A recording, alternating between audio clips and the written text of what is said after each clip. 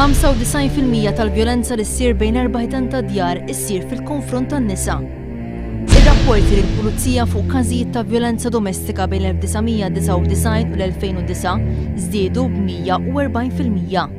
30% tal-Maltin jafu minn tal-anqas persuna waħda vittma tal-vjolenza domestika. Kull nofsija mexxejja tal-pajjiżi Ewropej jonfqu mal-miljun euro brabta mal-vjolenza domestika.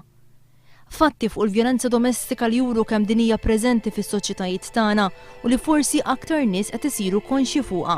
Qatt iżda ma huwa biżżejjed għaliex ħafna huma l-vittmi u oħrajn li tibatu fiskiet mingħajr ħadd ma jaf. Proprju għal dan il-għan grupp ta' persuni l-ħadd filgħodu naqdu f'mixja ta' solidarjetà f'Taslima biex iħeġġu lil min huwa siket jitkellem u jitlob l-għajnuna. Fost dawk preżenti jagħtu l-appoġġ tagħhom it-terapista tal-familja Charsa Zoppardi li qal il-vjolenza domestika mhijiex biss fiżika u l-irġiel huma wkoll vittmi.